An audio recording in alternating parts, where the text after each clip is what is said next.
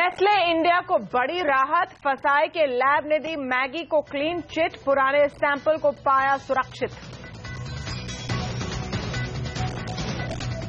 We're looking for whether the recent increases in inflation were temporary and whether the monsoon will continue to be near normal. The oil price development is very beneficial, and we will await greater transmission of our past front-loaded actions. RBI governor ने नहीं दिया surprise gift, कहा दरों में कटौती के लिए अभी करना होगा इंतजार।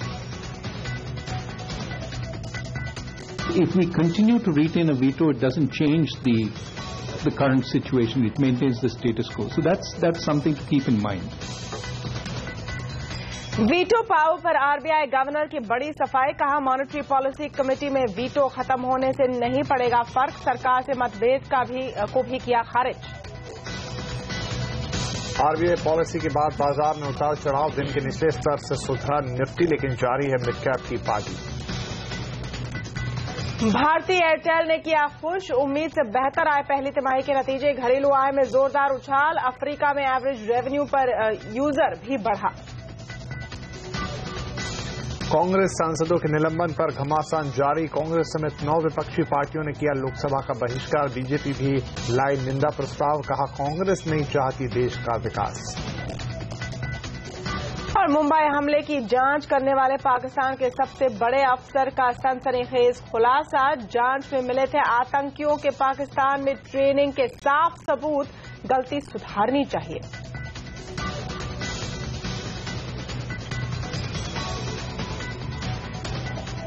नमस्कार, यह है आवाज एट 9 और आपके साथ मैं हूं विपिन भट्ट। मैं हूं तमन्ना इनामदार दत्ता। आइए देखते हैं आज की दूसरी टॉप हेडलाइंस। पोर्न साइट पर बैन को लेकर सरकार का यू टर्न, चाइल्ड पोर्नोग्राफी को छोड़ बाकी सभी साइट से हटाया प्रतिबंध। काले धन को लेकर सरकार ने फिर दी सफाई, रेवेन्यू सेक्रेटरी और सीबीडीटी चेयरमैन ने कहा 30 सितंबर तक विदेशी ब्लैक मनी का ब्यौरा न देने वालों पर होगी कड़ी कार्रवाई। स्टार्टअप के मामले में चमकता रिकॉर्ड, लेकिन इनोवेशन के गिरते ग्राफ से चिंता, देश में इनोवेशन को बढ़ावा के लिए 22 अगस्त से शुरू होगा इनोवेशन फेस्टिवल। एक दिन में 2 पावरफुल लॉन्च, होंडा ने अपनी उतारी स्पोर्ट्स बाइक CBR 650F, वहीं तेज रफ्तार और हाई परफॉर्मेंस के शौकीनों के लिए फिएट ने लॉन्च की स्पोर्ट्स कार इंस्पायर्ड अबाट 595।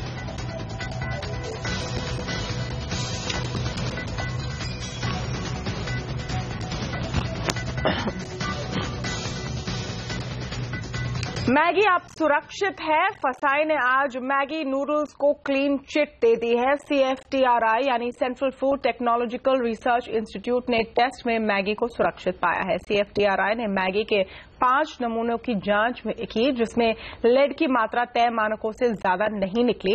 ये नमूने गोवा FDA ने CFTRI के मैसूर लैब में भेजे थे। आपको याद होगा कि गोवा ही वो राज्य था जहां के FDA ने अपनी जांच में मैगी को सुरक्षित बताया था और इसलिए इसे दोबारा जांच के लिए मैसूर भेजा गया। इस बीच फसाई ने जून में मैगी को तय मात्रा से ज्यादा लेड होने और MSG की मौजूदगी के चलते बैन कर दिया था। बैन के बाद मैगी को बनाने वाली नेस्ले इंडिया ने देश भर में मौजूद स्टॉक को वापस लेकर उसे नष्ट भी कर दिया था। और हमारे संवाददाता रोहन सिंह अब जुड़े हैं ज्यादा डिटेल के लिए। रोहन, इसका मतलब क्या है? क्या मैगी फिर से बिकने लगेगी? नहीं तमन्ना, फिलहाल इसे मैगी के लिए FSSAI की तरफ से क्लीन चिट नहीं माना जाना चाहिए। नेस्ले इंडिया के लिए राहत की खबर जरूर है, क्योंकि FSSAI के द्वारा एक्रेडिटेड एक लैब ने मैगी को क्लीन चिट दे दी है, लेकिन FSSAI की तरफ से इसे क्लीन चिट नहीं मिली है। ये पूरा मामला ये है कि गोवा ने सबसे पहले जब मैगी के ऊपर सवाल उठे थे तो गोवा ने मैगी की जांच की और उसे सेफ माना था, लेकिन एप्रीहेंशंस की वजह से इसे दोबारा से FSSAI के द्वारा जो नोटिफाइड लैब्स है उनमें भेजने का जो प्रक्रिया होती है उसको किया गया। और जो CFTRI मैसूर में है वो जब उसके जो नमूने उसकी जो जांच की गई और उसके जो नतीजे आए हैं उसके परिणाम में यह है कि जो FSSAI के जो स्टैंडर्ड्स हैं, जो फूड सेफ्टी स्टैंडर्ड्स रेगुलेशन 2011 है, उसके हिसाब से मैगी सुरक्षित पाई गई है। तो मैगी के लिए बड़ी राहत है, क्यों खासतौर पे इसलिए भी क्योंकि मामला कोर्ट में चल रहा है। FSSAI की टेस्टिंग के ऊपर सवाल उठाए गए थे, कोर्ट ने यह सलाह दिया था कि 5 ऐसे इंडिपेंडेंट लैब्स में इसकी जांच की जाए जो कि जिसमें कि नेस्ले और एफएसएसएआई दोनों ही सहमत हों। अब चूंकि खुद एफएसएसएआई के द्वारा एक एक्रेडिटेड लैब ये कह रहा है कि मैगी सुरक्षित है, तो मैगी नेस्ले अपनी दलील में इसे अब जरूर रख सकता है, लेकिन फिलहाल एफएसएसएआई की तरफ से कोई क्लीन चिट नहीं मिली है, लेकिन एफएसएसएआई जरूर इस पे एक कॉल लेगा, क्योंकि अब उसके सामने बड़ी मुश्किल स्थिति हो गई है कि उसका एक लैब उसे सुरक्षित नहीं मानता है, दूसरा लैब उसे सुरक्षित मानता है। तो रोहन, इस मामले का निपटारा कैसे होगा? मान ली अब जब एक लैब सुरक्षित मान रहा है, मामला कोर्ट में भी है, मैगी वहां पर जाकर दलील देगा, तो आपको क्या लगता है कि आप किसका पक्ष ज्यादा मजबूत है? जाहिर सी बात है, इस नतीजे के बाद से विपिन जो नेस्ले इंडिया है उसकी दलील काफी मजबूत हो गई है, क्योंकि नेस्ले इंडिया ने अपनी दलील में ये भी कहा था कि जो एफएसएसएआई के जो लैब्स हैं उनमें काफी आर्बिट्ररी तरीके से नतीजे आते हैं। उनके एक लैब का नतीजा कुछ और आता है, दूसरे का कुछ और आता है। कई देशों ने जब उसकी जांच की तो उनके नतीजे अलग अलग आए, कई राज्यों में जब जांच की गई तो उनके नतीजे अलग अलग आए। तो टेस्टिंग को लेकर जो सवाल उठे हैं और जो नेस्ले की दलील थी वो काफी हद तक सही दिख रही है फिलहाल, और इसलिए जो अगली जो सुनवाई होगी, फिलहाल कोर्ट में ये मामला रिजर्व है, तो अगली सुनवाई में नेस्ले जरूर इस नतीजे का जो हवाला देगा और कहेगा कि कहीं ना कहीं इससे उसके पक्ष को मजबूत करने में काफी मदद मिलेगी। जी रोहन, बहुत शुक्रिया इस जानकारी के लिए। और एफएसएसएआई की लैब से क्लीन चिट के बाद मैगी के बाजार में लौटने की उम्मीद बढ़ गई, जैसा रोहन भी बता रहे थे। लेकिन कुछ दिन पहले नेस्ले इंडिया के एमडी सुरेश नारायण ने हमसे एक्सक्लूसिव बातचीत में कहा था कि मैगी की वापसी उनके लिए एक मिशन की तरह है। I look at this as a mission and not a job, and to me that's important, because I have been born from this team, and I believe that there is a lot of people around me in this organization who can and truly will make a difference. So I really look at my mandate in terms of 4 or 5 key objectives that I seek to achieve. Number 1 is to bring Maggie back, and that is a clear part of the mandate that I'll be working on.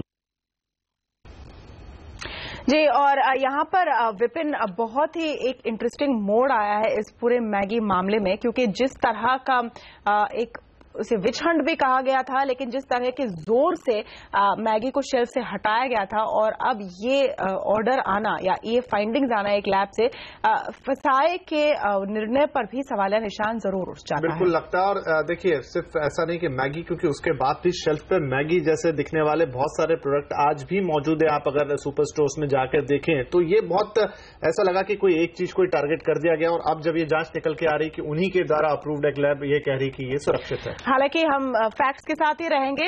2 lab है, 2 अलग result है, देखते हैं फसाई क्या करती है। अब बात क्रेडिट पॉलिसी की। आपके लोन की ईएमआई फिलहाल कम नहीं होने वाली है। गवर्नर साहब ने आज साफ कह दिया कि बैंक जब तक पिछली कटौती का फायदा नहीं देते हैं वो दरें नहीं कम करेंगे।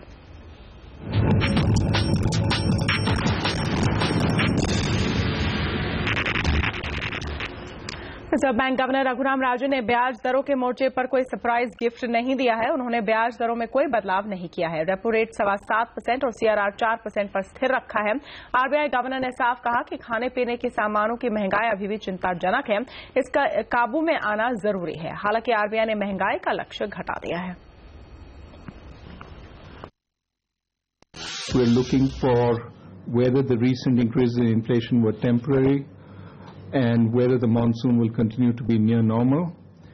The oil price development is very beneficial, and we will await greater transmission of our past front-loaded actions while we look and monitor developments for emerging room for more accommodation. दूसरी ओर आरबीआई गवर्नर ने ये संकेत दिए हैं कि monetary policy committee में veto खत्म होने से कोई खास फर्क नहीं पड़ने वाला है। उन्होंने साफ किया कि सरकार के साथ आरबीआई का कोई मतभेद नहीं है। I will only talk about the veto issue, which has gained some public discussion.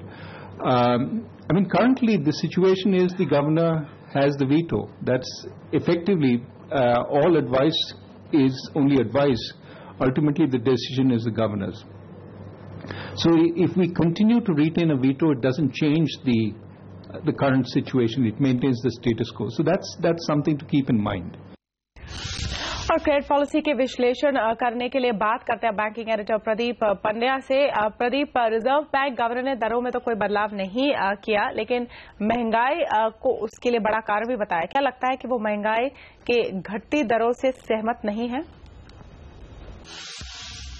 आज की पॉलिसी में साफ तौर पे गवर्नर राजन ने 3-4 कारण बताए हैं जिसकी वजह से उन्होंने ये रेट कट नहीं किया। पहला कारण यह है कि मॉनसून को लेकर स्थिति अभी साफ नहीं है, अगले कुछ महीनों में साफ होगी ऐसा उन्हें लगता है।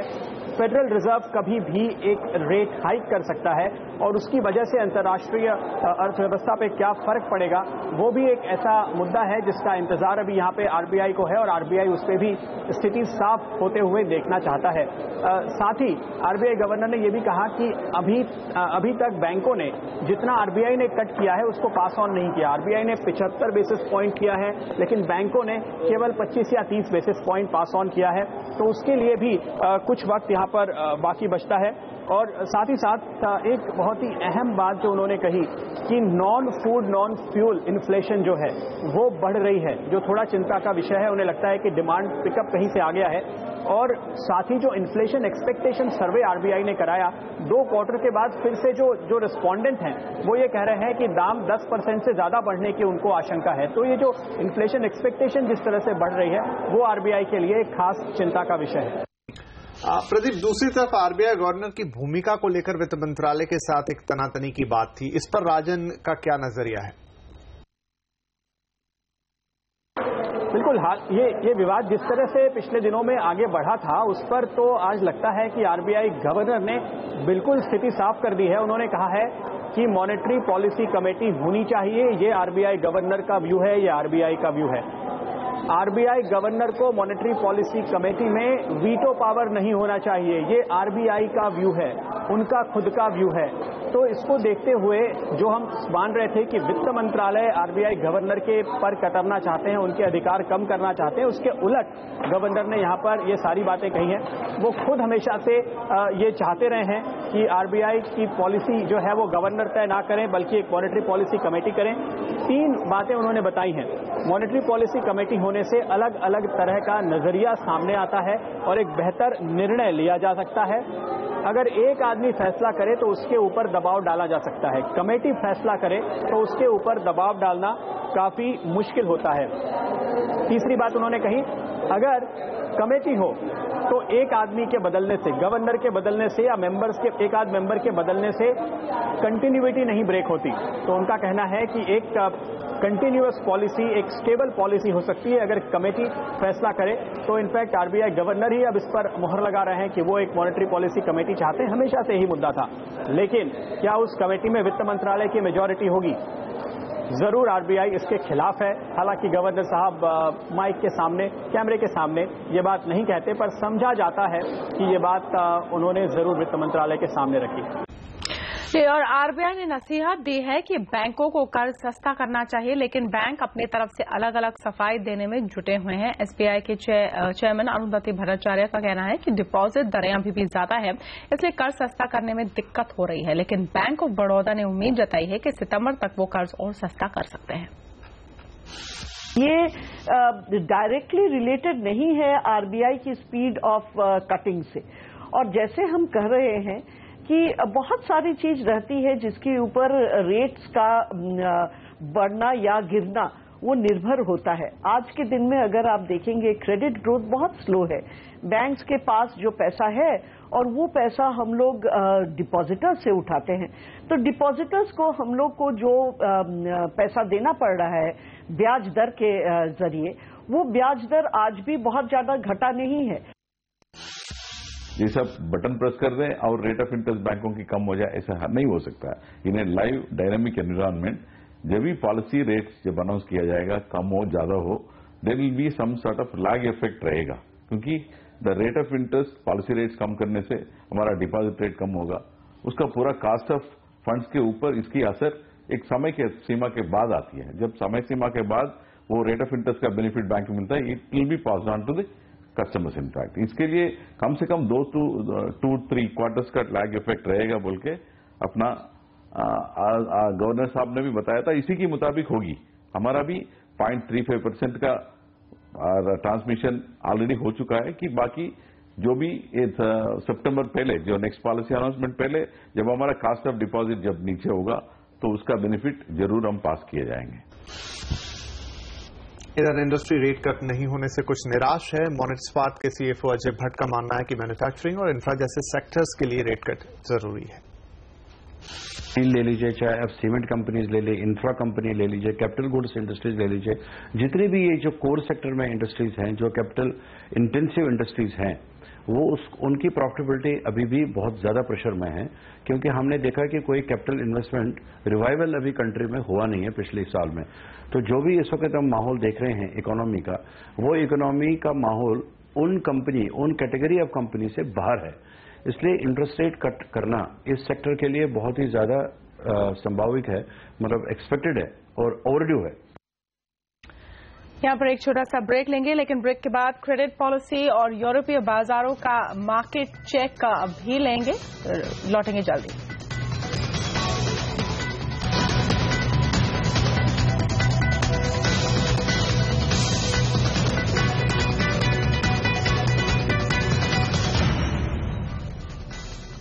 नेस्ले इंडिया को बड़ी राहत, फसाई के लैब ने दी मैगी को क्लीन चिट, पुराने सैंपल को पाया सुरक्षित।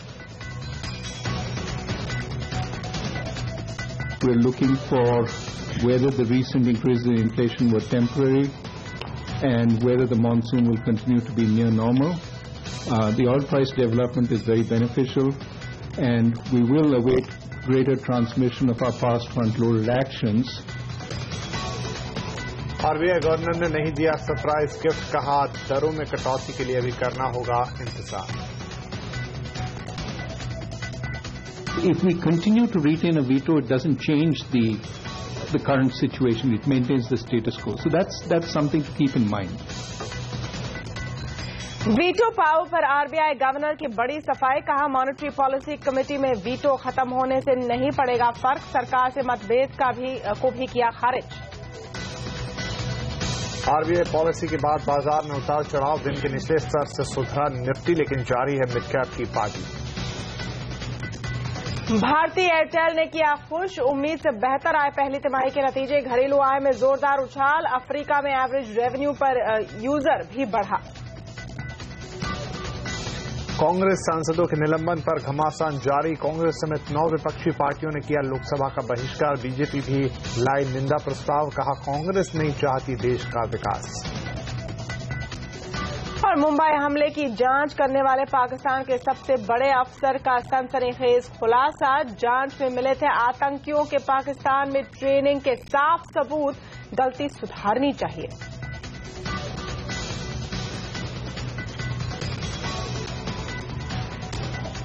नमस्कार, यह है आवाज एट 9 और आपके साथ मैं हूं विपिन भट्ट। मैं हूं तमन्ना इनामदार दत्ता। आइए देखते हैं आज की दूसरी टॉप हेडलाइंस। पोर्न साइट पर बैन को लेकर सरकार का यू टर्न, चाइल्ड पोर्नोग्राफी को छोड़ बाकी सभी साइट से हटाया प्रतिबंध। काले धन को लेकर सरकार ने फिर दी सफाई, रेवेन्यू सेक्रेटरी और सीबीडीटी चेयरमैन ने कहा 30 सितंबर तक विदेशी ब्लैक मनी का ब्यौरा न देने वालों पर होगी कड़ी कार्रवाई। स्टार्टअप के मामले में चमकता रिकॉर्ड, लेकिन इनोवेशन के गिरते ग्राफ से चिंता, देश में इनोवेशन को बढ़ावा के लिए 22 अगस्त से शुरू होगा इनोवेशन फेस्टिवल। एक दिन में 2 पावरफुल लॉन्च, होंडा ने अपनी उतारी स्पोर्ट्स बाइक CBR 650F, वहीं तेज रफ्तार और हाई परफॉर्मेंस के शौकीनों के लिए फिएट ने लॉन्च की स्पोर्ट्स कार इंस्पायर्ड अबार्ट 595।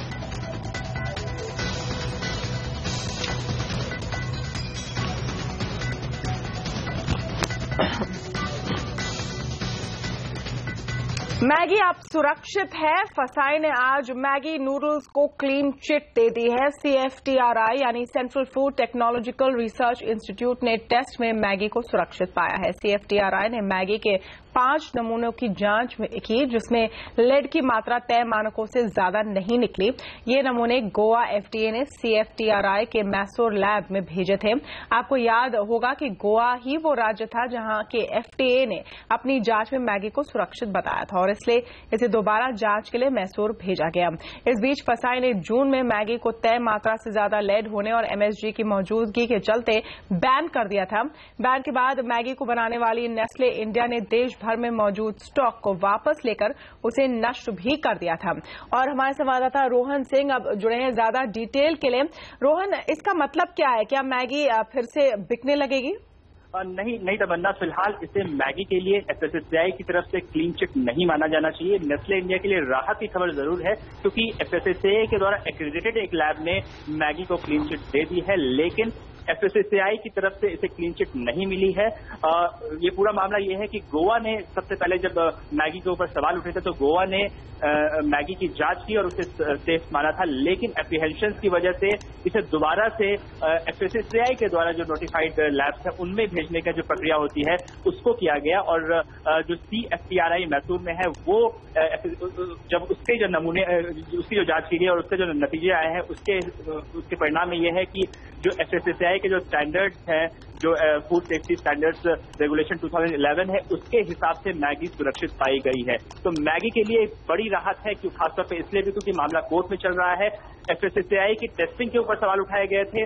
कोर्ट ने यह सलाह दिया था कि 5 ऐसे इंडिपेंडेंट लैब्स में इसकी जांच की जाए जो कि जिसमें कि नेस्ले और एफएसएसएआई दोनों ही सहमत हों। अब चूंकि खुद एफएसएसएआई के द्वारा एक एक्रेडिटेड लैब ये कह रहा है कि मैगी सुरक्षित है, तो मैगी नेस्ले अपनी दलील में इसे अब जरूर रख सकता है, लेकिन फिलहाल एफएसएसएआई की तरफ से कोई क्लीन चिट नहीं मिली है। लेकिन एफएसएसएआई जरूर इस पर एक कॉल लेगा, क्योंकि अब उसके सामने बड़ी मुश्किल स्थिति हो गई है कि उसका एक लैब उसे सुरक्षित नहीं मानता है, दूसरा लैब उसे सुरक्षित मानता है। तो रोहन, इस मामले का निपटारा कैसे होगा? मान ली अब जब एक लैब सुरक्षित मान रहा है, मामला कोर्ट में भी है, मैगी वहां पर जाकर दलील देगा, तो आपको क्या लगता है कि आप किसका पक्ष ज्यादा मजबूत है?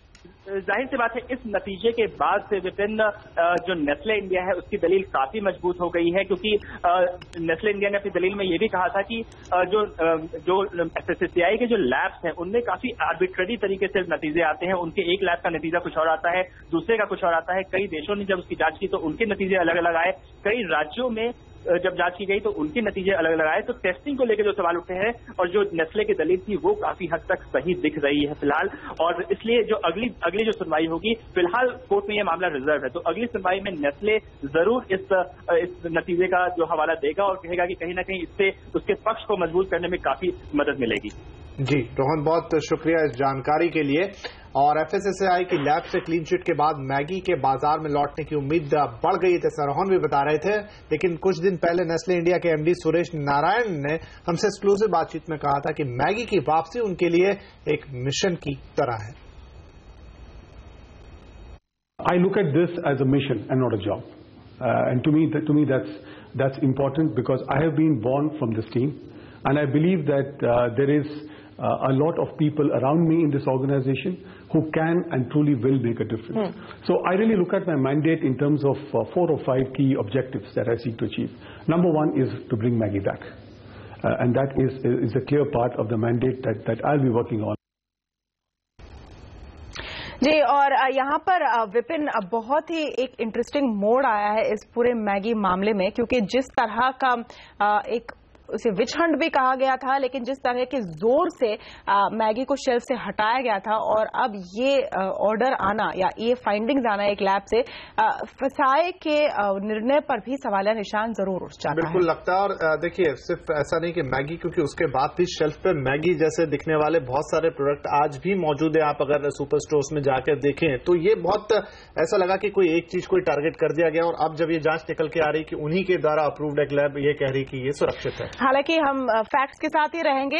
2 लैब है, 2 अलग रिजल्ट है, देखते हैं फसाई क्या करती है। अब बात क्रेडिट पॉलिसी की। आपके लोन की EMI फिलहाल कम नहीं होने वाली है। गवर्नर साहब ने आज साफ कह दिया कि बैंक जब तक पिछली कटौती का फायदा नहीं देते हैं वो दरें नहीं कम करेंगे।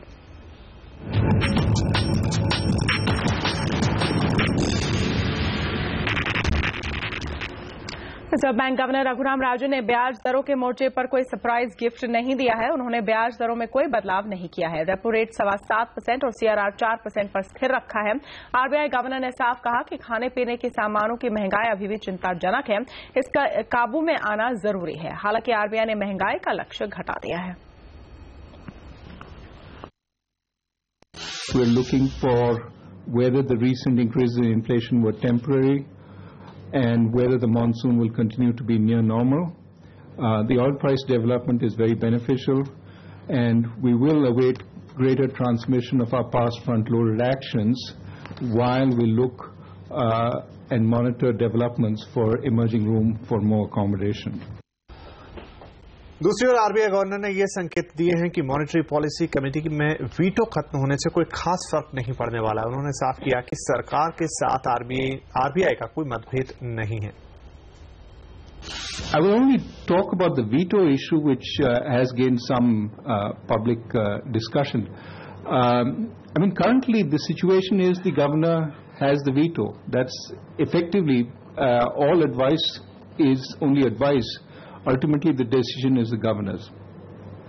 So, if we continue to retain a veto, it doesn't change the current situation. It maintains the status quo. So, that's something to keep in mind. और क्रेडिट पॉलिसी के विश्लेषण करने के लिए बात करते हैं बैंकिंग एडिटर प्रदीप पंड्या से। प्रदीप, रिजर्व बैंक गवर्नर ने दरों में तो कोई बदलाव नहीं किया, लेकिन महंगाई को उसके लिए बड़ा कारण भी बताया। क्या लगता है कि वो महंगाई के घटती दरों से सहमत नहीं है? आज की पॉलिसी में साफ तौर पे गवर्नर राजन ने 3-4 कारण बताए हैं जिसकी वजह से उन्होंने ये रेट कट नहीं किया। पहला कारण यह है कि मॉनसून को लेकर स्थिति अभी साफ नहीं है, अगले कुछ महीनों में साफ होगी ऐसा उन्हें लगता है। फेडरल रिजर्व कभी भी एक रेट हाइक कर सकता है और उसकी वजह से अंतर्राष्ट्रीय अर्थव्यवस्था पे क्या फर्क पड़ेगा वो भी एक ऐसा मुद्दा है जिसका इंतजार अभी यहाँ पे आरबीआई को है और आरबीआई उस पर भी स्थिति साफ होते हुए देखना चाहता है। साथ ही आरबीआई गवर्नर ने यह भी कहा कि अभी तक बैंकों ने जितना आरबीआई ने कट किया है उसको पास ऑन नहीं किया। आरबीआई ने 75 बेसिस पॉइंट किया है, लेकिन बैंकों ने केवल 25 या 30 बेसिस पॉइंट पास ऑन किया है, तो उसके लिए भी कुछ वक्त यहाँ पर बाकी बचता है। और साथ ही साथ एक बहुत ही अहम बात जो उन्होंने कही कि non food non fuel inflation जो है वो बढ़ रही है, जो थोड़ा चिंता का विषय है। उन्हें लगता है कि डिमांड पिकअप कहीं से आ गया है। और साथ ही जो इन्फ्लेशन एक्सपेक्टेशन सर्वे आरबीआई ने कराया 2 क्वार्टर के बाद फिर से जो रिस्पोंडेंट हैं वो ये कह रहे हैं कि दाम 10% से ज्यादा बढ़ने की उनको आशंका है। तो ये जो इन्फ्लेशन एक्सपेक्टेशन जिस तरह से बढ़ रही है वो आरबीआई के लिए एक खास चिंता का विषय है। प्रदीप, दूसरी तरफ आरबीआई गवर्नर की भूमिका को लेकर वित्त मंत्रालय के साथ एक तनातनी की बात थी, इस पर राजन का क्या नजरिया है?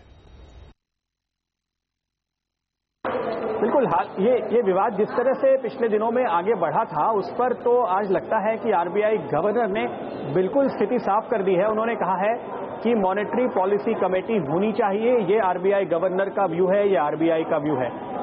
आरबीआई गवर्नर को मॉनेटरी पॉलिसी कमेटी में वीटो पावर नहीं होना चाहिए, ये आरबीआई का व्यू है, उनका खुद का व्यू है। तो इसको देखते हुए जो हम मान रहे थे कि वित्त मंत्रालय आरबीआई गवर्नर के पर कतरना चाहते हैं, उनके अधिकार कम करना चाहते हैं, उसके उलट गवर्नर ने यहाँ पर ये सारी बातें कही हैं। वो खुद हमेशा से ये चाहते रहे हैं कि आरबीआई की पॉलिसी जो है वो गवर्नर तय ना करें बल्कि एक मॉनेटरी पॉलिसी कमेटी करें। 3 बातें उन्होंने बताई हैं। मॉनेटरी पॉलिसी कमेटी होने से अलग अलग तरह का नजरिया सामने आता है और एक बेहतर निर्णय लिया जा सकता है। अगर एक आदमी फैसला करे तो उसके ऊपर दबाव डाला जा सकता है, कमेटी फैसला करे तो उसके ऊपर दबाव डालना काफी मुश्किल होता है। तीसरी बात उन्होंने कही, अगर कमेटी हो तो एक आदमी के बदलने से, गवर्नर के बदलने से या मेंबर्स के एक आध मेंबर के बदलने से कंटिन्यूटी नहीं ब्रेक होती। तो उनका कहना है कि एक कंटिन्यूअस पॉलिसी, एक स्टेबल पॉलिसी हो सकती है अगर कमेटी फैसला करे। तो इनफैक्ट आरबीआई गवर्नर ही अब इस पर मुहर लगा रहे हैं कि वो एक मॉनेटरी पॉलिसी कमेटी चाहते हैं, हमेशा से ही मुद्दा था। लेकिन क्या उस कमेटी में वित्त मंत्रालय की मेजॉरिटी होगी? जरूर आरबीआई इसके खिलाफ है। हालांकि गवर्नर साहब माइक के सामने, कैमरे के सामने ये बात नहीं कहते, पर समझा जाता है कि ये बात उन्होंने जरूर वित्त मंत्रालय के सामने रखी। और आरबीआई ने नसीहत दी है कि बैंकों को कर्ज सस्ता करना चाहिए, लेकिन बैंक अपनी तरफ से अलग अलग सफाई देने में जुटे हुए हैं। एसबीआई के चेयरमैन अरुंधति भट्टाचार्य का कहना है कि डिपॉजिट दरें अभी भी ज्यादा है, इसलिए कर्ज सस्ता करने में दिक्कत हो रही है। लेकिन बैंक ऑफ बड़ौदा ने उम्मीद जताई है कि सितंबर तक वो कर्ज और सस्ता कर सकते हैं। ये डायरेक्टली रिलेटेड नहीं है आरबीआई की स्पीड ऑफ कटिंग से। और जैसे हम कह रहे हैं कि बहुत सारी चीज रहती है जिसके ऊपर रेट्स का बढ़ना या गिरना वो निर्भर होता है। आज के दिन में अगर आप देखेंगे क्रेडिट ग्रोथ बहुत स्लो है। बैंक्स के पास जो पैसा है और वो पैसा हम लोग डिपॉजिटर्स से उठाते हैं, तो डिपॉजिटर्स को हम लोग को जो पैसा देना पड़ रहा है ब्याज दर के जरिए, वो ब्याज दर आज भी बहुत ज्यादा घटा नहीं है। ये सब बटन प्रेस कर दें और रेट ऑफ इंटरेस्ट बैंकों की कम हो जाए, ऐसा नहीं हो सकता है। इन्हें लाइव डायनामिक एनवायरनमेंट जब भी पॉलिसी रेट्स जब अनाउंस किया जाएगा, कम हो ज्यादा हो, there will be some sort of lag effect रहेगा, क्योंकि the rate of interest policy rates कम करने से हमारा डिपॉजिट रेट कम होगा, उसका पूरा कॉस्ट ऑफ फंड्स के ऊपर इसकी असर एक समय के सीमा के बाद आती है। जब समय सीमा के बाद वो रेट ऑफ इंटरेस्ट का बेनिफिट बैंक को मिलता है, it will be passed on to the customers in fact. इसके लिए कम से कम 2-3 क्वार्टर्स का लैग इफेक्ट रहेगा बोल के अपना गवर्नर साहब ने भी बताया था, इसी के मुताबिक होगी। हमारा भी 0.35% का ट्रांसमिशन ऑलरेडी हो चुका है कि बाकी जो भी सितंबर पहले, जो नेक्स्ट पॉलिसी अनाउंसमेंट पहले, जब हमारा कॉस्ट ऑफ डिपॉजिट जब नीचे होगा तो उसका बेनिफिट जरूर हम पास किए जाएंगे। इधर इंडस्ट्री रेट कट नहीं होने से कुछ निराश है। मोनेटस्पार्क के सीएफओ अजय भट्ट का मानना है कि मैन्युफैक्चरिंग और इंफ्रा जैसे सेक्टर्स के लिए रेट कट जरूरी है। स्टील ले लीजिए, चाहे आप सीमेंट कंपनीज ले लीजिए, इंफ्रा कंपनी ले लीजिए, कैपिटल गुड्स इंडस्ट्रीज ले लीजिए, जितनी भी ये जो कोर सेक्टर में इंडस्ट्रीज हैं, जो कैपिटल इंटेंसिव इंडस्ट्रीज हैं, वो उनकी प्रॉफिटेबिलिटी अभी भी बहुत ज्यादा प्रेशर में है, क्योंकि हमने देखा कि कोई कैपिटल इन्वेस्टमेंट रिवाइवल अभी कंट्री में हुआ नहीं है पिछले साल में। तो जो भी इस वक्त हम माहौल देख रहे हैं इकोनॉमी का, वो इकोनॉमी का माहौल उन कैटेगरी ऑफ कंपनी से बाहर है। इसलिए इंटरेस्ट रेट कट करना इस सेक्टर के लिए बहुत ही ज्यादा संभावित है, मतलब एक्सपेक्टेड है और ओवरड्यू है। यहाँ पर एक छोटा सा ब्रेक लेंगे, लेकिन ब्रेक के बाद क्रेडिट पॉलिसी और यूरोपीय बाजारों का मार्केट चेक भी लेंगे। लौटेंगे जल्दी। साथ ही आपको बताएंगे अब संसद के भीतर नहीं तो बाहर कांग्रेस का हल्ला बोल।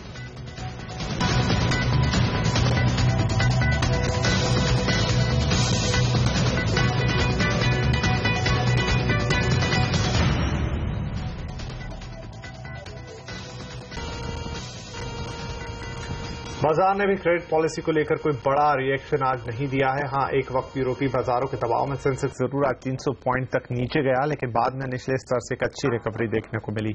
हालांकि सेंसेक्स और निफ्टी लाल निशान पर ही बंद हुए हैं। निफ्टी की क्लोजिंग 8,500 के ऊपर हुई। बाजार का पूरा हाल बता रहे हैं सीएनबीसी आवास के मार्केट एडिटर अनिल सिंघवी।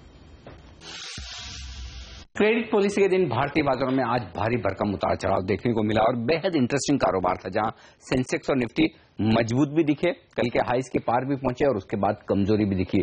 ज्यादातर वक्त लाल निशान में जरूर ट्रेड किया और पॉलिसी के बाद भी बाजार ने फिर से एक बार उछाल दिखाने की कोशिश की, मिड सेशन फिर से कमजोरी का और फाइनली नुकसान के साथ जरूर बंद हुआ निफ्टी, लेकिन 8,500 के ऊपर लगातार तीसरे दिन क्लोज होने में कामयाब रहा और सेंसेक्स में भी नुकसान दिखा लगभग 115 अंकों का। इसके विपरीत आप देखिए मिड कैप और स्मॉल कैप शेयरों में सुबह से मजबूती बरकरार रही या नए हाईज बनते हुए दिखे। मिड कैप इंडेक्स 1.5% ऊपर जाकर बंद हुआ, तो ये काफी बेहतरीन कहा जा सकता है। दिन के हाईएस्ट लेवल पर 14,000 के पार। स्मॉल कैप इंडेक्स में भी अच्छी तेजी और बैंक निफ्टी को देखिए, भारी भरकम उतार चढ़ाव के बाद फाइनली आज लगातार छठा दिन था जब बैंक निफ्टी हरे निशान में बंद हुआ है और 1/4% की मजबूती के साथ 19,000 के बेहद करीब। यही वजह थी कि बढ़ने और गिरने वाले शेयरों की तादाद लगातार ऊपर नीचे होते थे, फाइनली बढ़ने वाले शेयर ज्यादा थे। अब आइए सेक्टर्स पर, ऑयल एंड गैस स्पेस ये आज कमजोर थी और इसी की वजह से दबाव दिखा निफ्टी पर, क्योंकि आप देखिए रिलायंस, केन, ओएनजीसी, गेल जैसे 4 दिग्गज अगर 2-2% गिरे तो फिर मुश्किल है निफ्टी के लिए संभलना। लेकिन बैंक्स ये बेहद मजबूत थे और पीएसयू बैंक्स में तेजी का ड्रीम रन आज भी बरकरार रहा। बीओबी, पीएनबी, एसबीआई जैसे दिग्गज तेजी से भागे। वहीं स्टील पर ड्यूटी हाइक हो सकती है, इन खबरों के दम पर आज फिर से ये शेयर चढ़े। टाटा स्टील, हिंडाल्को खासतौर से टॉप गेनर थे। ऑटो शेयरों में मिला जुला रुझान रहा। हीरो मोटर ने नतीजे तो कल बाजार बंद होने के बाद बेहद शानदार पेश की, लेकिन मैनेजमेंट की कमेंट्री और बड़े ब्लॉक डील होने की आशंका में स्टॉक पर दबाव बना। 3% नीचे फाइनली ये जाकर बंद हुआ, खुला 4% ऊपर था। टाटा मोटर्स में भी थोड़ी कमजोरी दिखी, वहीं महिंद्रा और आयशर मजबूती के साथ बंद हुए। टायर स्टॉक से क्रूड के गिरे हुए दामों का फायदा उठाकर काफी तेजी से भागे। सीएट, एमआरएफ, अपोलो जमकर तेजी में थे आज और नतीजों के लिए आज से एक्शन दिखा। कल बाजार बंद होने के बाद आईबुल, रियल, बीजीआर एनर्जी, जेके पेपर और नीलकमल जैसी कंपनी ने बेहद शानदार नतीजे पेश किए और बड़ी तेजी यहां बनती हुई दिखी। वहीं कमजोर नतीजे थे McLeod, Russel, Kalindi, rail, PNB, गिल्स जैसी कंपनियों के, जो कल बाजार बंद होने के बाद आए। और आज जो नतीजे आए उनमें ब्रिटानिया, फ्यूचर लाइफस्टाइल, प्रीमियर और तमिलनाडु पेट्रो जैसी कंपनियों ने बेहद शानदार नतीजे पेश किए, बड़े उछाल यहां पर आते हुए दिखे। वहीं कमजोर नतीजों के लिहाज से जयश्री टी, गॉडफ्रे फिलिप्स जैसी कंपनियों पर थोड़ा नुकसान आज दर्ज किया गया है। निफ्टी पर losers Idea, IndusInd Bank, Wipro, HDFC जैसे दिग्गज कमजोर। वहीं मजबूती की बात करें तो Tech Mahindra top gainer, Asian Paints, Coal India और बीपीसीएल में भी आज अच्छी तेजी देखने को मिली। और तिरुपति बालाजी मंदिर को अब आप शेयर भी दान दे सकते हैं। तिरुपति बालाजी मंदिर का डीमैट अकाउंट खुल गया है। Stock holding corporation of India ने तिरुमाला तिरुपति देवस्थानम यानी टीटीडी के नाम पर डीमैट खाता खोल दिया है। तिरुपति मंदिर ने दावा किया है कि पहली बार किसी मंदिर का डीमैट खाता खुला है। दरअसल लंबे समय से मंदिर को फिजिकल सर्टिफिकेट दान में मिल रहे थे। ऐसे में बिना डीमैट खाते के शेयर मैनेजमेंट मुश्किल हो गया था। मंदिर को उम्मीद है कि डीमैट खाता खुलने के बाद भक्त और ज्यादा शेयर दान में देंगे। कांग्रेस ने निलंबित सांसदों के मसले पर मंगलवार को संसद परिसर में गांधी प्रतिमा के सामने धरना दिया और सरकार पर जोरदार हमला भी बोला। इस दौरान कांग्रेस अध्यक्ष सोनिया गांधी, पार्टी उपाध्यक्ष राहुल गांधी और पूर्व पीएम मनमोहन सिंह समेत पार्टी के कई नेता शामिल हुए। सोनिया गांधी ने कहा कि लोकतंत्र की हत्या की गई है। राहुल गांधी ने व्यापम और ललित मोदी मामले का जिक्र करते हुए कहा कि पीएम देश के मन की बात सुने। इस मौके पर राहुल ने मंत्रियों के इस्तीफे की मांग भी दोहराई। जमीन के मामले पे कांग्रेस पार्टी इनके सामने खड़ी हुई। इन्होंने बहुत आवाजें की, बहुत धमकियां दी, बहुत चिल्लाए और फिर घूम के भाग गए। इसी प्रकार से इनको हम करप्शन के मामले पे, व्यापम के मामले पे, राजस्थान के सीएम के मामले पे और सुषमा स्वराज जी के मामले पे हम इन पे प्रेशर नहीं कम करेंगे। चाहिए हम सबको पार्लियामेंट से उठा के फेंक दें, पार्लियामेंट में हमें अंदर वापस ना जाने दें, बाकी देश बचा हुआ है, हम इनको पूरे देश में घेरेंगे। सरकार की ड्यूटी बनती है पार्लियामेंट को चलाना है और जिस तरीके से उन्होंने हमारे मेंबर्स को सस्पेंड किया वो एंटी डेमोक्रेटिक है और मेरे हिसाब से जो मैं समझती हूँ लोकतंत्र का हत्या हो रहा है आजकल। 25 सांसदों को लोकसभा की 5 दिन की कार्यवाही से निलंबित किए जाने को लेकर कांग्रेस ने पूरे देश में विरोध प्रदर्शन किया। संसद भवन परिसर में जहां सोनिया गांधी के नेतृत्व में कांग्रेस सांसदों ने अपने 25 सांसदों को निलंबित किए जाने के विरोध में धरना दिया, वहीं दिल्ली, मुंबई, लखनऊ, कोलकाता समेत देश भर में कांग्रेसी कार्यकर्ताओं ने निलंबन के खिलाफ जमकर प्रदर्शन किया। जयपुर में भी कांग्रेसियों ने प्रदर्शन किया, हाथों में कांग्रेस का झंडा उठाए कार्यकर्ताओं ने बीजेपी के खिलाफ जमकर नारेबाजी की। एक तरफ जहां कांग्रेस अपने सांसदों के सस्पेंशन के मामले को लेकर सरकार को घेर रही है, तो वहीं बीजेपी ने कांग्रेस पर जनादेश का अपमान करने का आरोप लगाया है। बीजेपी संसदीय दल की बैठक में कांग्रेस के खिलाफ निंदा प्रस्ताव पारित किया गया। बीजेपी ने कांग्रेस पर चर्चा से भागने का आरोप लगाया। उसका कहना है कि कांग्रेस का इरादा ही पूरे सत्र को बर्बाद करने का है। बीजेपी के मुताबिक स्पीकर ने पहले ही कहा था कि प्लेकार्ड न दिखाएं, लेकिन इसके बावजूद वो बार बार यही दोहराते रहे। अरे आप सफाई भी सुनना नहीं चाहते, आप डिस्कशन भी नहीं करना चाहते, आप डिबेट भी नहीं करना चाहते, आप डिस्ट्रप्शन में लगे हुए हैं। तो हम आज भी चाहते हैं कि पार्लियामेंट्री नियमों के तहत, पार्लियामेंट्री वसूलों के तहत, पार्लियामेंट्री मान्यताओं के तहत चले। वो चाहते हैं कि अनपार्लियामेंट्री डिस्टर्बेंस होता रहे, डिस्ट्रप्शन होता रहे। कॉर्पोरेट इंडिया ने सांसदों से अपील की है कि वो अपने मतभेद भुलाकर अहम कानूनों को पास कराने के लिए साथ आए। गोदरेज ग्रुप के चेयरमैन आदि गोदरेज ने कहा कि जीएसटी देश के लिए बेहद जरूरी रिफॉर्म है और इसमें प्रोडक्ट्स की लागत घटाने और टैक्स रेवेन्यू बढ़ाने में मदद मिलेगी, लेकिन इसके लिए संसद को काम करना होगा। सीआईआई के पूर्व प्रेसिडेंट अजय श्रीराम ने कहा कि ऐसे वक्त में जब देश में उम्मीद की जा रही है कि वो ग्लोबल ग्रोथ को बढ़ावा देगा, रिफॉर्म में देरी से इसकी रफ्तार धीमी पड़ जाएगी।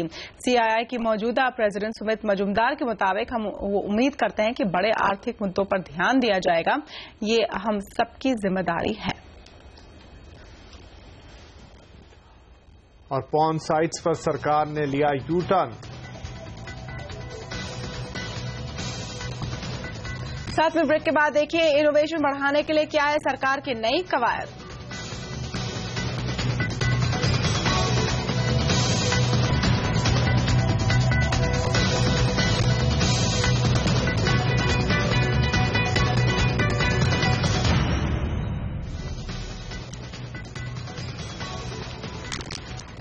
सरकार ने विदेशों में भारी मात्रा में जमा काले धन की समस्या से निपटने के लिए आज ब्लैक मनी एक्ट पर चर्चा की।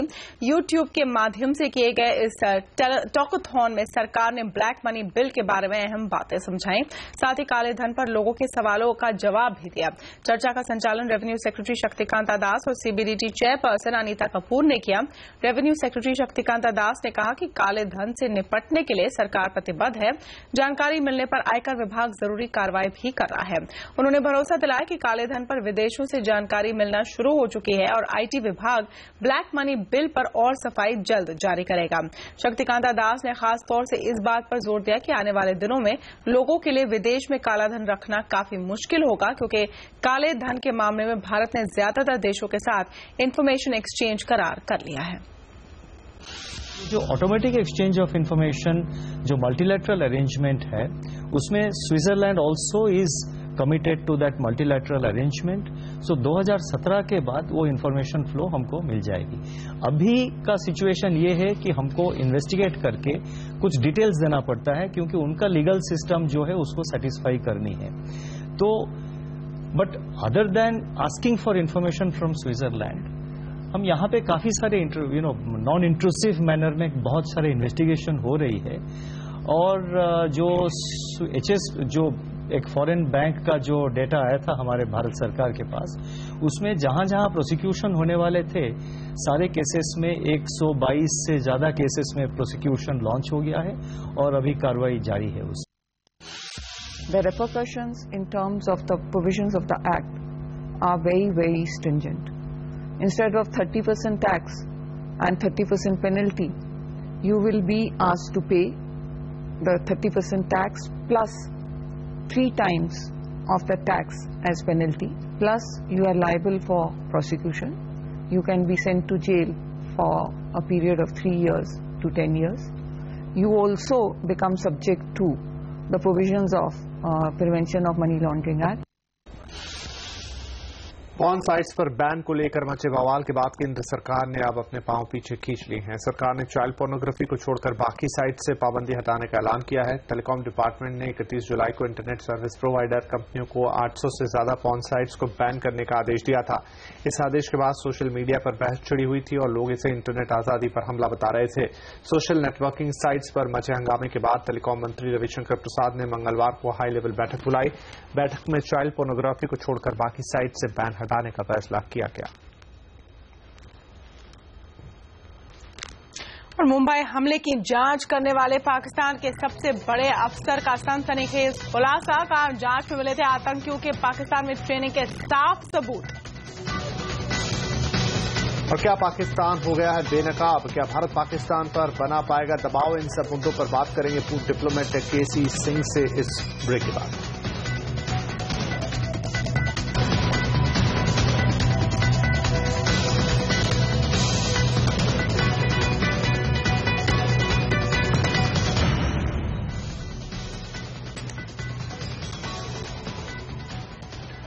दो 2008 में मुंबई में हुए 26/11 हमले की साजिश पाकिस्तान में रची गई थी। ये खुलासा पाकिस्तान के उस पूर्व सुरक्षा अधिकारी ने किया है जिनके जिम्मे 26/11 हमले की जांच का काम था। पाकिस्तान की फेडरल इन्वेस्टिगेशन एजेंसी के डीजी रहे तारिक खोसा ने डॉन अखबार में लेख लिखकर इस बात का खुलासा किया है। उन्होंने लिखा है कि न सिर्फ हमले की साजिश पाकिस्तान में रची गई, बल्कि आतंकी भी पाकिस्तानी थे और उन्हें ट्रेनिंग भी पाकिस्तान में ही दी गई। यही नहीं, मास्टरमाइंड कराची में बैठकर आतंकियों को निर्देश दे रहे थे। खोसा ने कहा कि 26/11 हमले में अब पाकिस्तान को सच मान लेना चाहिए और मुंबई हमले के ट्रायल में तेजी लानी चाहिए। उन्होंने ये भी लिखा कि एक मुल्क के तौर पर अब हमें कड़वे सच का सामना करना चाहिए और अपनी जमीन से आतंकियों का खात्मा कर देना चाहिए। तारिक खोसा के खुलासे के बाद देश की तमाम राजनीतिक पार्टियों ने जमकर पाकिस्तान की आलोचना की है।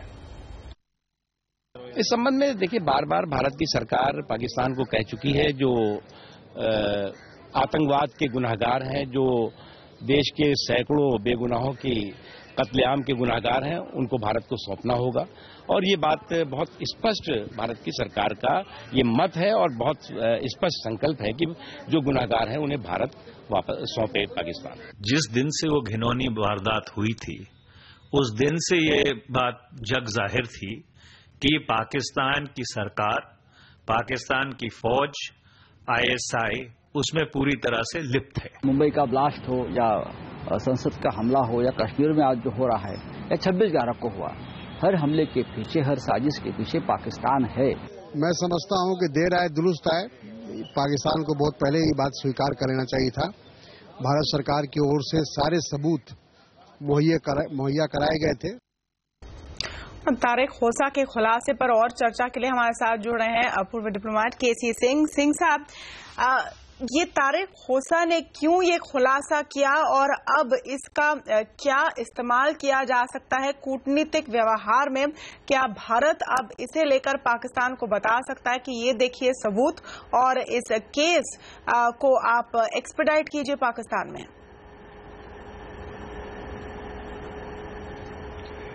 देखिए, ये चीजें जो खोसा साहब ने लिखी हैं, ये चीजें उनकी कोर्ट के सामने पहले होंगी, तो इसलिए कोई ये नया सबूत नहीं दे रहे। लेकिन इसकी अहमियत ये है कि उन्होंने अपने नाम के नीचे डॉन अखबार में लिखा है और उस लिखने का या तो कोई उन पे मानसिक दबाव था, कोई भूत सवार हो गया कि वो लश्कर तैयबा के साथ ऐसा पंगा लेंगे क्योंकि उनकी जान को भी खतरा हो सकता है, या इसमें कोई कूटनीति है क्योंकि वहां की सरकार ने कि उफा के बाद जो दोनों देशों के बीच में कोई समझौता, कोई करार हुआ था, उसके बाद उनकी सरकार, क्योंकि दोनों देशों के NSA अगले 15 दिन में मिलने जा रहे हैं, तो उनकी सरकार ने ये चीजें पब्लिक में लेके आए हैं कि कम से कम वो अपने पब्लिक ओपिनियन को, अपने उन लोगों को जो लश्कर तैयबा को बहुत बड़ा चैरिटेबल ऑर्गेनाइजेशन गिनते हैं, उनको समझाने के लिए एक अपना पब्लिक ओपिनियन वहां पे पाकिस्तान में बनाना चाहते हैं, जिसके साथ ये हो सके कि ये जो और उनके जजों के लिए, कोर्टों के लिए, फौज के लिए कि जो प्रोटेक्शन लश्कर तैयबा को मिल रही है वो ना मिले, और जो 26/11 की वहां पे कचहरी में जो केस चल रहा है, उनके हाई कोर्ट ने भी कह दिया कि उसको जल्दी खत्म करो, तो उसमें वो आगे बढ़ सके। ये दोनों में से एक कारण हो सकता है। जी सिंह साहब, लेकिन जैसा आप कह भी रहे हैं कि सेना को समझाने की बात, और ये बहुत साफ सी बात है कि पाकिस्तान में सरकार अलग चलती है और सेना अलग चलती है, तो भले ही इन्होंने लिख दिया है, जाहिर कर दी है बात, लेकिन आपको लगता है कि इससे पाकिस्तान एक डिप्लोमेटिक तौर पर ठीक है जो भी बोले, लेकिन उसके रवैये में असल में कोई फर्क आएगा? ये हो सकता है ना आए, क्योंकि पुरानी जो इतिहास हमें बताता है कि कई बार ऐसे करार करके उससे यहाँ फौज नहीं मानती है, उनके आतंकवादी नहीं मानेंगे, उनके वो पकड़ नहीं पाएंगे, हो सकता है वो ना चलें। लेकिन ये भी हो सकता है कि पाकिस्तान में एक नया दौर चले, एक नया रास्ता खुले, ताकि NSA की जो मीटिंग होगी उसके बाद ये हमें पता चलेगा कि आगे कदम लेते हैं कि नहीं लेते। लेकिन देखने में ये लग रहा है कि कम से कम एक चीज उन्होंने की है। पहली बार अब तक जबकि पाकिस्तान कहता आ रहा था सबूत नहीं है, सबूत नहीं है, आप सबूत और दीजिए, उस चीज को खोसा साहब ने खत्म कर दिया कि सबूत हैं, ये सारी साजिश पाकिस्तान में रची गई थी और हमने सबूत पाकिस्तान की इन्वेस्टिगेटिंग एजेंसी ने इकट्ठे कर लिए थे। सिर्फ एक उनका वॉइस सैंपल जो कोर्ट नहीं माना, उसमें भी तब्दीली आ चुकी है कानून में। तो इसका दो मतलब हो सकते हैं, एक तो कि पाकिस्तान सिर्फ हमें बहलाने के लिए मीटिंग से पहले ये एक थोड़ा ड्रामा कर रहा है, दूसरा है कि वो ऐसा पब्लिक ओपिनियन तैयार कर रहा है जिसमें ऐसा वहां पे माहौल बने जिसमें कि लश्कर तैयबा के जो आतंकवादी हैं उनको कोर्ट कड़ी सजा दे सके। एंड रिजल्ट जिसकी उम्मीद की जा रही है वो यही है कि क्या हाफिज सईद और लखवी को जस्टिस पर लाया जाएगा, क्या वो इंसाफ भारत को मिलेगा? क्या इस लेख से उसके चांसेस बेहतर हो गए हैं या कोई खास फर्क नहीं पड़ा है? देखिए, ये हो सकता है क्योंकि इसमें खोसा ने ये नहीं कहा कि इसके कौन से नेता इसमें इन्वॉल्व थे। वॉइस सैंपल लेके उन्होंने लखवी को तो निकाल दिया। हो सकता है कि दूसरे स्तर के जो इनके उसमें आतंकवादी हैं उनको सजा दे दें, लेकिन ऊपर वालों को छोड़ दें, क्योंकि ऊपर वालों को जब तक आप वॉइस सैंपल से ये तय नहीं करेंगे कि लखवी वहां पे कंट्रोल रूम में था, और हम ये भी अब कर सकते हैं क्योंकि हमारे पास अबू जुंदाल है जो सऊदी अरेबिया ने हिंदुस्तान में भेजा, जो कि कंट्रोल रूम में था। सो अगर वॉइस सैंपल भी नहीं मिलते, आवाजों के सैंपल नहीं मिलते, हमारे पास एक विटनेस है जो बताएगा कि वहां पर कौन कौन था। क्या पाकिस्तान ये मानने को तैयार होगा कि इसकी जो ये जो विटनेस हमारे पास है वो जो कहता है उसको इस्तेमाल करके जो ऊपर स्तर के उनके लश्कर तैयबा के लोग हैं उनको भी पकड़ में लाएं। ये नहीं मालूम, हो सकता है कि नीचे वालों को कर दें। जी सिंह साहब, बहुत शुक्रिया हमसे बातचीत करने के लिए। तो तमन्ना, जैसा सिंह साहब भी कह रहे हैं कि दोनों चीजें पॉसिबल हैं कि हो सकता है थोड़ा बहलाने के लिए नाटक हो और वार्ता से ठीक पहले जब एनएसए मिलेंगे एक माहौल बनाने की कोशिश हो, और हो सकता है कि एक नई पहल भी हो, क्योंकि नई पहल ऐसे ही आती है शायद आप उसे देख नहीं पाते। बहुत ही बोल्ड मूव है कि खोसा ने ये लेख लिखा और डॉन ने इसे पब्लिश किया, तो एनएसए मीट पर इसका क्या असर होगा इस पर तो हमारी नजर बनी रहेगी। फिलहाल एक छोटा सा ब्रेक लेंगे। ब्रेक के बाद भारतीय एयरटेल ने किया अपने नतीजों से खुश, नतीजों का विश्लेषण देखें कुछ ही देर में। ब्रेक के बाद बताएंगे इनोवेशन बढ़ाने के लिए क्या है सरकार की नई कवायद।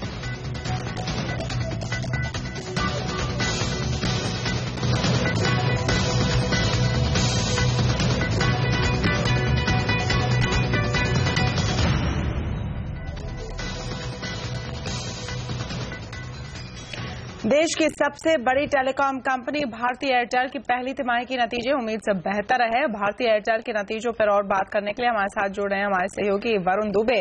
वरुण, भारतीय एयरटेल के नंबर्स किस तरह से पेश हुए? देखिए, भारतीय एयरटेल के नतीजे हमारे अनुमान से काफी बेहतर है और ये आउट परफॉर्मेंस देखने मिला है कंपनी के सेल्स और मुनाफे के फ्रंट पे। सेल्स में करीब 3% के आसपास की बढ़त देखने मिली है और कंपनी का जो मुनाफा है उसमें तो 24% के आसपास की बढ़त देखने मिली है। हालांकि यहाँ 143 करोड़ का एक एक्सेप्शनल गेन है कंपनी ने जो अफ्रीका में टावर सेल किया था, लेकिन इसे अगर हटा भी दे तो करीब 12.5% के आसपास की बढ़त यहाँ देखने मिली है। 1255 करोड़ से बढ़ के करीब 1411 करोड़ के आसपास आते हुए दिखाई दिए हैं, जो कि हमारे अनुमान से काफी बेहतर है। जो दोनों ज्योग्राफीज की बात करें तो इंडिया से अच्छा खासा आउट परफॉर्मेंस यहाँ देखने मिला है। जो रेवेन्यूज, एबिटा दोनों ही फ्रंट पे बेहतरीन परफॉर्मेंस कंपनी ने डिलीवर किया है। हालांकि मार्जिन में केवल 20 बेसिस पॉइंट का यहाँ बढ़त देखने मिली है, जो कि हमारे अनुमान से कुछ कम है, लेकिन अच्छा खासा परफॉर्मेंस इंडिया के बिजनेस में यहाँ देखने मिला है। वहीं कंपनी के अफ्रीका के बिजनेस की बात करें तो दबाव यहाँ जरूर था, लेकिन एबिटा मार्जिन पे अगर आप देखें तो हमारे अनुमान से कुछ कम दबाव था, केवल 20 बेसिस पॉइंट के आसपास की गिरावट कंपनी के अफ्रीका के एबिटा मार्जिन में देखने मिली है, जबकि हम इससे ज्यादा गिरावट का अनुमान लगा रहे थे। और इन्हीं सब फैक्टर्स के कारण कंपनी के जो ओवरऑल मार्जिन है वो फ्लैट ही रहे हैं, केवल 10 बेसिस पॉइंट के आसपास की वहाँ गिरावट देखने मिली है। वहीं कंपनी के जो वॉइस रियलाइजेशन है उसमें दबाव देखने मिला है। इंडस्ट्री वाइड ये ट्रेंड देखने मिल रहा है और इस कंपनी के भी वॉइस रियलाइजेशन जो है 36.22 पैसे से गिर के 34.93 पैसे के आसपास आए हैं। तो वॉइस रियलाइजेशन में जरूर दबाव है, लेकिन बाकी कंपनी के जो नतीजे है वो हमारे अनुमान से कुछ बेहतर ही है।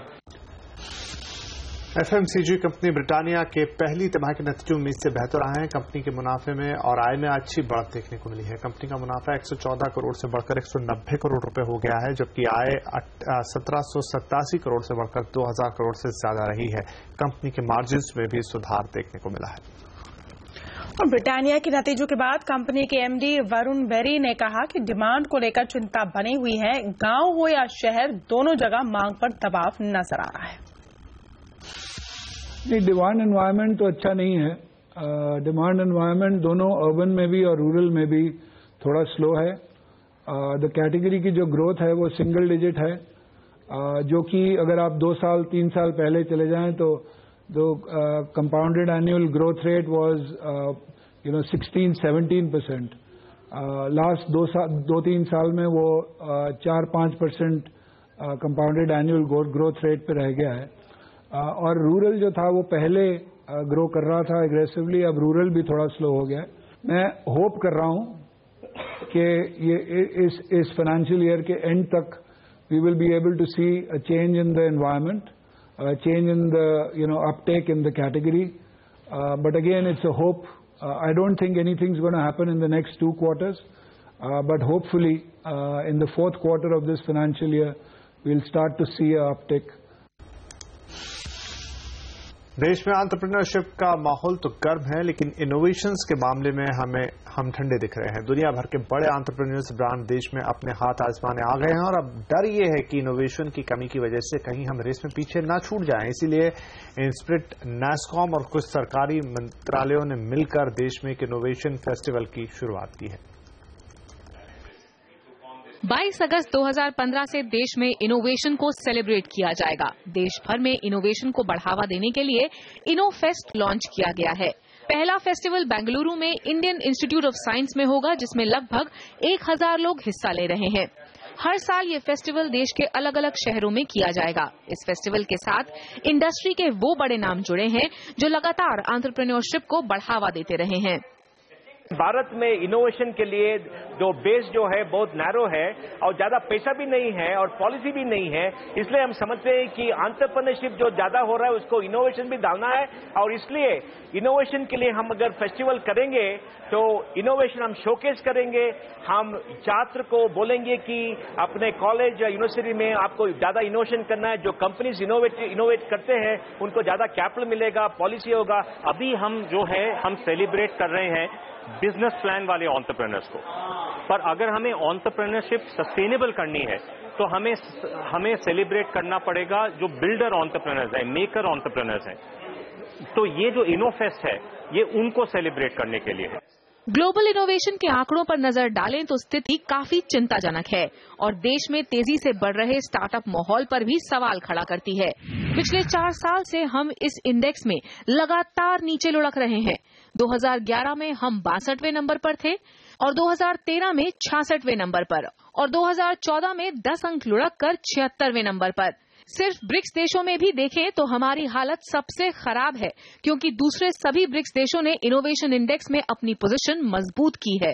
In the global innovation index तो आप देखिए हम टॉप 20 में नहीं, टॉप 50 में नहीं, टॉप 75 में नहीं और वो जो है वो फॉल कर रहा है। तो अगर हम इसको एड्रेस ना करें तो हमारा सारा ये इनोवेशन एंटरप्रेन्योरशिप का जो अभी सब मजेदार बात हो रही है वो सब रिस्क पे होगा और वो सब खत्म होने का डर है। यानी ये कि स्टार्टअप्स को अब बढ़िया बिजनेस मॉडल के साथ साथ इनोवेशन पर भी ध्यान देना होगा ताकि वो तरक्की कर सकें। इसके अलावा एक्सपर्ट्स का मानना है कि इनोफेस्ट इसलिए जरूरी है ताकि देश का इनोवेशन डेफिसिट कम हो सके। Bureau report. इलेक्ट्रॉनिक कंपोनेंट बनाने वाली दुनिया की दिग्गज कंपनी फॉक्सकॉन टेक्नोलॉजी भारत में इन्वेस्टमेंट का खाका तैयार कर रही है। ताइवान की कंपनी फॉक्सकॉन दुनिया की सबसे बड़ी इलेक्ट्रॉनिक कॉन्ट्रैक्ट मैन्युफैक्चरर है। उसके क्लाइंट में iPhone, iPad, Kindle, blackberry, PlayStation, Xbox जैसे प्रोडक्ट्स शामिल हैं। कंपनी के चेयरमैन टेरी गाओ ने प्रधानमंत्री नरेंद्र मोदी से मुलाकात के बाद कहा कि उनकी कंपनी ने भारत में निवेश करने का मन बनाया है। हालांकि उन्होंने ये नहीं बताया कि कंपनी कितना निवेश करेगी। प्रधानमंत्री के असर में टेरी गाओ में भी है। We want to have a 5 to 10 years of long-term program. As I just mentioned, we want to have the very strategic planning. So why we have in the very short period, within maybe 45 days, I came here twice. They find really have very interesting. Delhi में प्याज की कीमतों पर लगाम लगाने के लिए सरकार ने कोशिशें तेज कर दी हैं। कीमतों को बढ़ने से रोकने के लिए एसएफएसी ने नेफेड जैसी एजेंसियां नासिक और इंदौर से प्याज खरीदकर सस्ते दामों पर जनता को उपलब्ध कराने जा रही हैं। एसएफएसी के एमडी प्रवेश शर्मा ने बताया कि जरूरत पड़ने पर ये एजेंसी और प्याज उपलब्ध कराएगी। दिल्ली एनसीआर में प्याज के दाम आसमान छू रहे हैं। इस दाम पर लगाम लगाने के लिए एसएफएसी ने नासिक से प्याज प्रोक्योर किया है। सर, क्या जो प्याज जो आपने प्रोक्योर किया है क्या वो मार्केट में बेचना शुरू कर दिया है? इस साल ये प्रयोग किया गया है कि जो 2 संस्थाएं हैं, एक हमारी small farmer agri business consortium और दूसरा नाफेड, हम दोनों के बीच में करीब हमारे पास 7,500 टन आज की तारीख में स्टॉक है और हम और भी जो लगातार मार्केट में अराइवल्स हैं उससे हम खरीदी करते रहेंगे, जिससे कि दिल्ली का जो प्राइस है वो एक रेंज में रहे। अभी लगभग 45 से लेके 40 से 45 रुपए के बीच है। हमारी कोशिश होगी कि ये मोरलेस इसी रेंज में रहे, 1-2 रुपए ऊपर जा सकता है, लेकिन जो कुछ साल पहले देखने को आया था कि 70-80 रुपए तक भी मूल्य चला गया था, उसको ही रोकने के लिए किया गया इस साल। और ब्रेक के बाद दिखाएंगे आपको होंडा की 5 धमाकेदार बाइक्स का लॉन्च।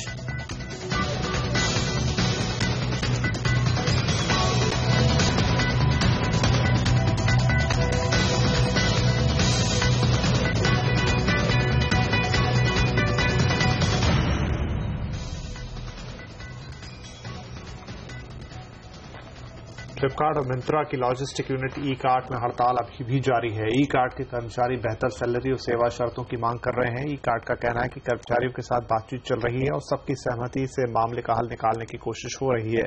कंपनी के मुताबिक हड़ताल में 2% से भी कम कर्मचारी शामिल है। इससे मुंबई में प्रोडक्ट्स की डिलीवरी पर असर नहीं पड़ा है। ई कार्ट का दावा है कि वो इंडस्ट्री में सबसे अच्छी तनख्वाह देती है। और बड़ी कंपनियों की लापरवाही से जहरीली होती धरती के खिलाफ आवाज उठाई है चेन्नई की एक यंग रैपर सोफिया अशरफ ने, और इस आवाज ने देश की सबसे बड़ी एफएमसीजी कंपनी हिंदुस्तान यूनिलीवर को बैकफुट पर डाल दिया है। अपने नए गीत कोडाईकनाल वोंट के जरिए सोफिया ने HUL पर कोडाईकनाल के वातावरण को मर्क्यूरी से प्रदूषित करने का आरोप लगाया है।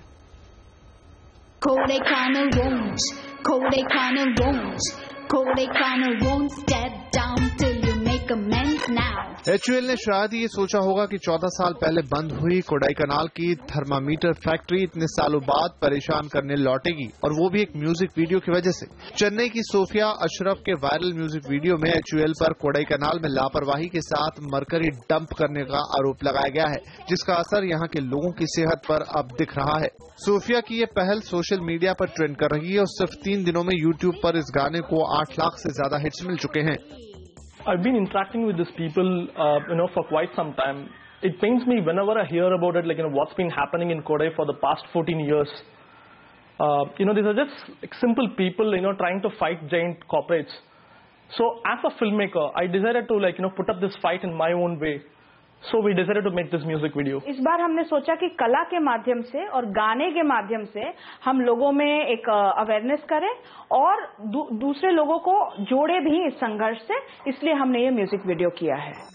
HUL का कहना है कि वो इस मुद्दे पर अपनी जिम्मेदारी से पीछे नहीं हटी है। इस बारे में हमारे सवाल के लिखित जवाब में HUL का कहना है कि उसने 2001 में इस मुद्दे की वजह से ही खुद से फैक्ट्री बंद की और मामले की जांच कराई।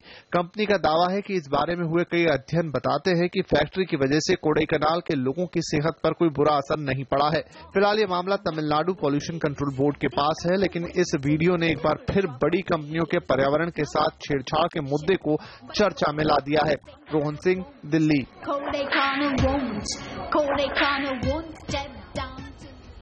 होंडा ने अपनी मिस्ट्री बाइक से पर्दा उठा दिया है। होंडा की स्पोर्ट्स बाइक CBR 650F जिसका लोगों को बेसब्री से इंतजार था, वो आज लॉन्च हो गई है। कंपनी ने अलग अलग सेगमेंट में 5 नई बाइक्स लॉन्च की है। 650cc सेगमेंट में CBR 650F पेश की गई है, जिसकी कीमत है करीब 7.5 लाख रुपए। ये बाइक देश की 12 होंडा आउटलेट्स में उपलब्ध होगी। 160cc की CB हॉर्नेट को भी लॉन्च कर दिया गया है। इसके अलावा CBR 250 और CBR 150R के लुक्स में भी बदलाव करके उन्हें फिर से एक नए अवतार में उतारा गया है। और तेजी से बढ़ते लग्जरी कार बाजार में एक और नया खिलाड़ी उतरा है। फिएट ने अपनी sports car inspired Abarth 595 launch की है। तेज रफ्तार और हाई परफॉर्मेंस के शौकीनों के लिए क्या खास है, इस ऑफरिंग में बता रही है मुक्ता मिश्रा।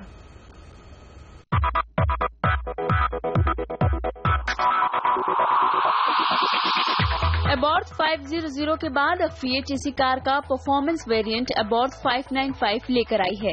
BMW की मिनी कूपर से कॉम्पीट करने वाली अबार्थ 595 3 डोर हैचबैक है, जिसमें 1.4 लीटर का पावरफुल T-जेट इंजन है जो 160 PS तक की पावर जनरेट कर सकता है।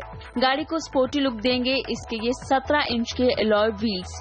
ये पावर पैक्ड कार आपको 210 किलोमीटर प्रति घंटे की टॉप स्पीड दे सकती है। पावर के साथ अबार्थ 595 में वर्ल्ड क्लास इंफोटेनमेंट सिस्टम भी लगा है। इसके sports seats, leather steering wheels और रियर पार्किंग सेंसर इसको स्पोर्टी के साथ साथ लग्जरी कार का फील भी देते हैं। But the key thing for us is also what can we do with this ingredients in the Indian market? What's going to be even more relevant to the Indian market at a level? So we're actually hand in hand with the Abarth engineers have developed a Punto Abarth, which we're going to be releasing very, very shortly.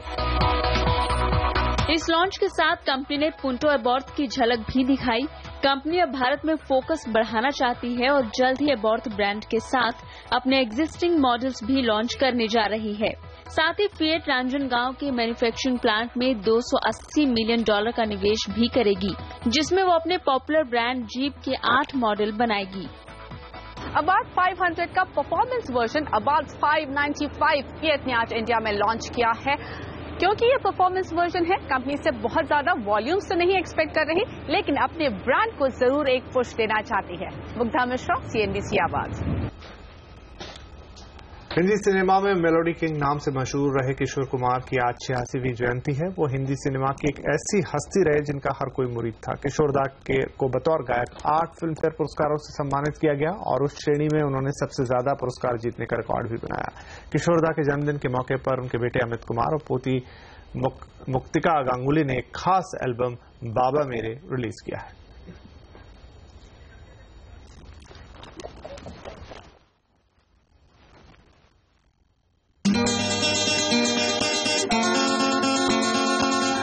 रास्ता है जिंदगी जो थम गए तो कुछ नहीं, एक रास्ता है जिंदगी जो थम गए तो कुछ नहीं, ये कदम किसी मुकाम पे जो जम गए तो कुछ नहीं, ला ला ला ला ला ला ला, ओ हो